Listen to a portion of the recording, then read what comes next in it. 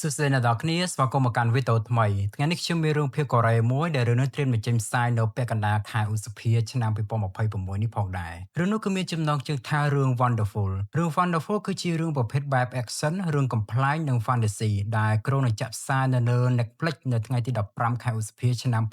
2026រឿងនេះត្រូវបានដឹកនាំសម្ដែងដោយ Yoo In-sik ដែលធ្លាប់ដឹកនាំសម្ដែងរឿងមេធាវីដែលកាត់ជំងឺ Autism ដែលធ្លាប់សម្ដែងដោយ Park Eun-bin ហើយសរសេរដោយ Hee Da-jun ចំពោះរឿងនេះសាច់រឿងនិយមពីទស្សនវិជ្ជាមួយដែលកើតឡើងនៅក្នុងឆ្នាំ1999នៅពេលដែលមនុស្សជាច្រើនជឿថាពិភពលោកជិតដល់ថ្ងៃអវសាននៅក្នុងទីក្រុងហេស៊ុងមានមនុស្សធម្មតាមួយក្រុមដែលគេមើលថាគឺជាក្រុមមនុស្សដែលឆ្កួតហើយគឺមានសភាពមិនល្អឥតខ្ចោះប៉ុន្តែពួកគេទទួលបានអំណាចពិសេសដោយចៃដន្យបន្ទាប់ពីទទួលបានអំណាចពួកគេត្រូវបានប្រឈមមុខនឹងក្រុមមនុស្សអាក្រក់មួយដែលគំរាមកំហែងសន្តិភាពទីក្រុងទោះជាសមត្ថភាពពិសេសក៏ពួកគេមិនមែនជាហេរ៉ូដែលល្អឥតខ្ចោះប៉ុន្តែជាក្រុមមនុស្សធម្មតាដែលមានកំហុសនិងបង្កភាពកំប្លែងជាច្រើននៅក្នុងសាច់រឿងផងដែរ Paun Bin ក៏នឹងដើរតួជាអ៊ុនជេអ៊ី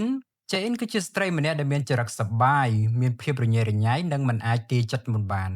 នាងរស់នៅជាមួយនឹងយាយតែពីរនាក់ប៉ុណ្ណោះហើយថ្ងៃមួយនាងបានជាប់ពាក់ព័ន្ធទៅនឹងហេតុការណ៍ដ៏ចម្លែកដែលធ្វើឲ្យនាងទទួលបានអំណាចពិសេសគាត់ឆ្លាតវៃមានសុជីវធម៌និងឧស្សាហ៍ព្យាយាមប៉ុន្តែប្រហែលជាដោយសារតែគាត់មានចិត្តខុសពីអ្នកដទៃគាត់កាន់តែមិនទាន់ពេញវ័យចរិតនៅក្មេងនៅឡើយគាត់ស្រមៃចង់ធ្វើដំណើរតាមរថភ្លើងថ្ងៃមួយខណៈពេលដែលគាត់កំពុងតែរស់នៅក្នុងឆ្នាំ1999គាត់បានជួបជាមួយនឹងឧបទ្ទវហេតុនិងស្មានមិនដល់ហើយភ្លាមៗនោះគាត់ទទួលបានអំណាចពិសេស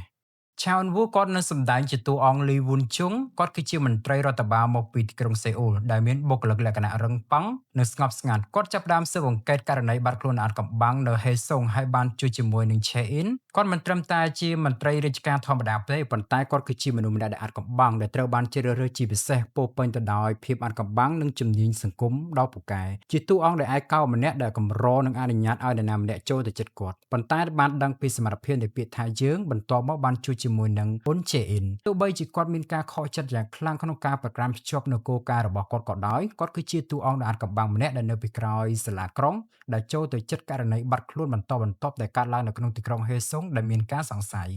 គឹមហាសុកក៏ដើរតួជាគឹមចុងបុកគាត់គឺជាយាយរបស់ឆេអ៊ីនដែលបើកហាងអាហារល្បីមួយនៅក្នុងទីក្រុងហេស៊ុងគាត់គឺជាមនុស្សដែលមើលទៅគួរឲ្យកក់ក្ដៅប៉ុន្តែនាងមានអត្តការដ៏អាថ៌កំបាំងផងដែរសយដាហ៊ុនក៏ដើរតួជាសុងខ្យុនហ៊ុនគាត់គឺជាមនុស្សដែលតែងតែល្អទាំងនៅសាលាក្រុងហេស៊ុងហើយក៏ទទួលបានអំណាចពិសេសដែរបន្ទាប់ពីបានជួបជាមួយនឹងឧបទ្ទវហេតុមួយអ៊ីមសុងជេក៏ដើរតួជាខាងរ៉ូប៊ីនគាត់គឺជាបុរសដែលស្លូតបូតនិងងាយឲ្យគេប្រើប្រាស់និងក្លាយជាសមាជិកក្រុមមានសមត្ថភាពពិសេសផងដែរសាន់ហេជូក៏ដើរតួជាហាវុនឌូគាត់គឺជាវិជ្ជាបណ្ឌិតម្នាក់ដែលមានរូបរាងស្ងប់ស្ងាត់ប៉ុន្តែលាក់បំណងអាក្រក់នៅពីក្រោយគាត់គឺជាតួអង្គអាក្រក់ម្នាក់នៅក្នុងសាច់រឿងផងដែរ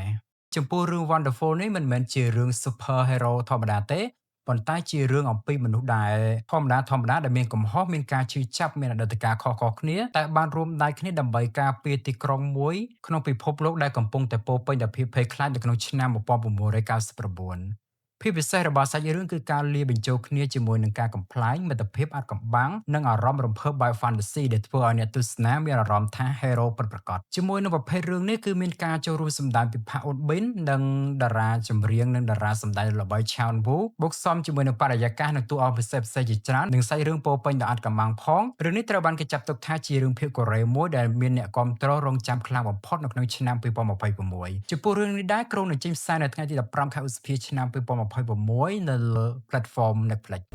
ជួបគ្នានៅវីដេអូក្រោយ